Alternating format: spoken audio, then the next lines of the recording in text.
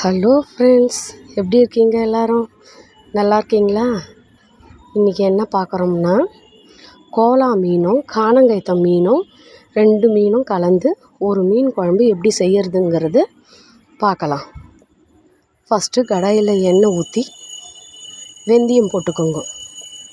வெந்தயம் போட்டு தாளிச்சிக்கின்னு வெங்காயம், பச்சை மிளகா, கருவேப்பிலை இது எல்லாத்தையும் போட்டு வதக்குங்க. அடுத்து பூண்டு போட்டு வதக்குங்க. அப்படியே வெட்டி வச்சுக்கிற தக்காளியையும் சேர்த்து நல்லா வதக்குங்க. கூடவே தக்காளி வதங்கிறதுக்காக உப்புக்கல் போட்டுக்குவோங்க. உப்புக்கல் போட்டுக்கினா தக்காளி கொஞ்சம் நல்லா வதங்கிக்கும். மஞ்சள்தூள் 1 ஸ்பூன் போட்டு வதக்குங்க.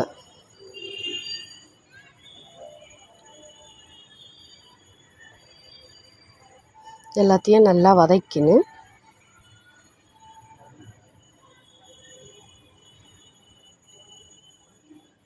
நமக்கு புளி எவ்வளோ தேவையோ அந்த அளவுக்கு புளிப்பு நல்லா கரைச்சி எடுத்து வச்சுக்கோங்க. எடுத்து வச்சிக்கின்னா அந்த புளியை எடுத்து ஊற்றிக்கோங்க.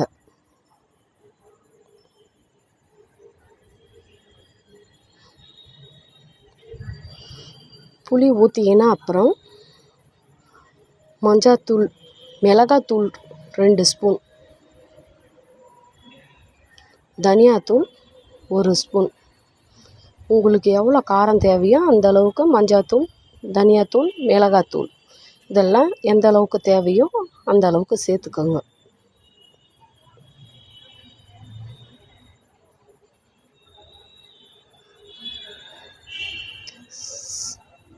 அடுத்தது நல்லா குழம்பு கொதி வரும் பாருங்கள். இந்த மாதிரி கொதிக்கும் போது ஆஞ்சி வச்சுக்கிற மீனை எடுத்து கொதிக்கிற குழம்புல போடுங்க.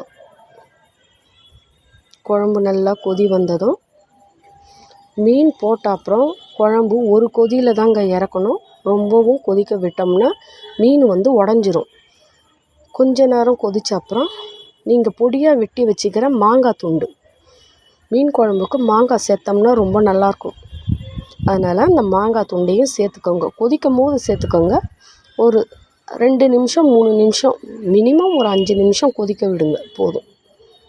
மாங்காவும் வெந்துடும், மீனும் நல்லா வெந்து நல்லா இருக்குங்க.